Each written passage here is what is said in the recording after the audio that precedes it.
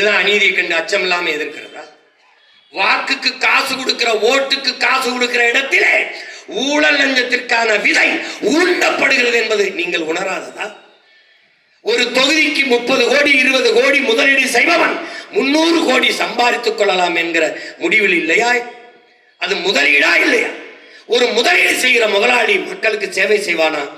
மக்களுக்கு சேவை செய்ய வேண்டும் என்ற என்ன இருக்குமா?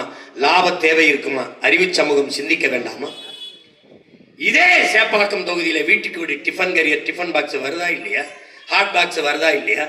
எதுக்கு ஹாட் பாக்ஸ் இருக்கு? எதை போட்டு மூடுறது? எதை வச்சு மூடுறது? எதை வச்சு?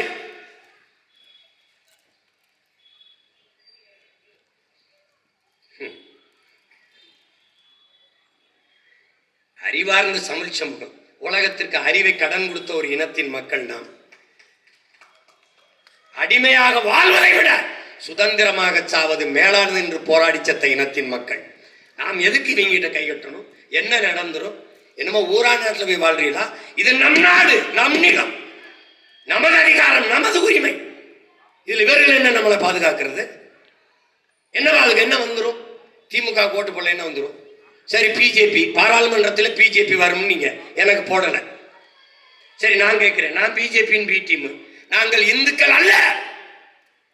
நாங்கள் இந்துக்களாக இருந்தோமா, இந்துக்களாக ஆக்கப்பட்டோமா? இந்த கேள்வியை இந்தியாவிலே எழுப்பின ஒரே மகன் நான் தான். வரலாற்றின் வழி நின்று கேட்கிறேன், நாங்கள் இந்துக்களாக இருந்தோமா இல்ல இந்துக்களாக ஆக்கப்பட்டோமா? முதலாக இந்த நாட்டு மக்களை மதமாற்றம் செய்தவன் சர் வில்லியம் ஜோன்ஸ். அந்த அயோக்கிய பைய போட்ட கையெழுத்துல தான் நாங்கள் முருகனை வழிபடுகிற சைவர்கள், சிவனை வழிபடுகிற சிவசமயம், பெருமாளை வழிபடுகிற மானியம், இதுதான் தமிழர் சமயங்கள். எங்களை அவன் சட்டப்படி இந்துன்னு ஆக்கினான்.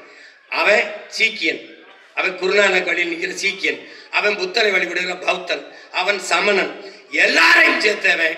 எவன் பார்சியிலையோ, அவன் ஆங்கில இந்தியிலையோ, அவன் கிறிஸ்தவன்லையோ, இஸ்லாமிலையோ, அவனெல்லாம் இந்துன்னு போட்டான்.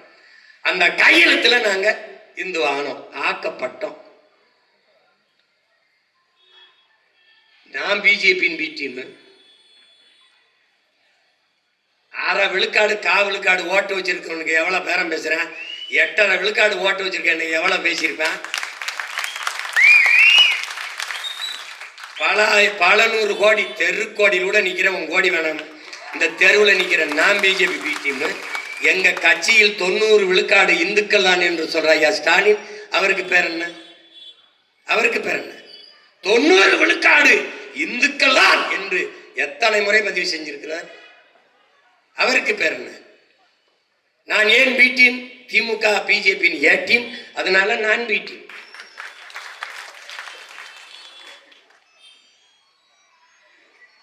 ஒரு ஈடி ரைடு வந்தவன ஓடி போய் வாரேன் மோடின்னு கையை பிடிச்சவரை போயிட்டு நீ பிஜேபி எதிர்க்கிறாரு. ஆபரேஷன் சிந்தூருக்கு முதலாக இந்திய பெருநிலத்திலே ஒரு மாநில முதல்வர் ஆபரேஷன் சிந்தூர் என்ற அந்த போரை ஆதரித்து பேரணி நடத்தின ஒரே முதல்வர் ஐயா ஸ்டாலின் தான். 22 மாநிலத்தில் பிஜேபி ஆளுது, ஒரு மாநில முதல்வர் கூட பாராட்டல, பேரணி போன. இவருக்கு பிறகுதான் டெல்லி முதலமைச்சரே பேரணி போனார், அணிவகுப்பு நடத்தினார். எடுத்த உடனேயே பேரணி நடத்தினார். ரஷ்யாவில் போய் எங்கள் நாட்டின் பாதுகாப்புக்கு இதை விட வேற வழி இல்லை, ஆபரேஷன் சிந்தூரை தவிர என்று பேசியவர் அம்மையார் கனிமொழி. அனுப்பியவர் ஐயா மோடி. ஒரே ஒரு மகன் தான் கேட்டேன். இந்த பகல்காம் இடத்துல தாக்குதல் எப்படி நடந்தது? நாங்கள் விண்ணூர்திக்கு பயணிக்கும் போது ஆதார் அட்டை கேட்கிற, அடையாள அட்டை கேட்கிற, இப்படி காட்டு, திரும்பி காட்டு, சுவ கழட்டு, பெல்ட்டை கழட்டு, எல்லாம் பார்க்கிற. அப்ப அந்த 200 கிலோமீட்டர் வந்திருக்கான்ல ஊடுருவி, எல்லையில நுழைஞ்சு, பாடுல நுழைஞ்சு, ஆயுதத்தோட வந்திருக்கான்ல, அவன்கிட்ட ஏன் நீ ஆதார் கேட்கல? பயணம் செய்ய போற எங்காய் படாத பாடுபடுத்துற நீ சொல்ற பயங்கரவாதிங்கிற அவரை எப்படி 200 கிலோமீட்டர் உள்ள விட்டது உனக்கு தெரியாம வந்துட்டானா? தாக்குதல் ஒரு சுற்றுலா தலத்தில் பாதுகாப்பு இல்லாமல் எப்படி வச்ச? எங்க அங்க ராணுவம்? காஷ்மீர் உனக்கு தெரியும், உணர்வுபூர்வமான பகுதி, சென்சிட்டிவ் ஒரு ஸ்டேட். அங்கேயும் ராணுவம் இல்லை, அங்கேயும் போலீஸ் இல்லை.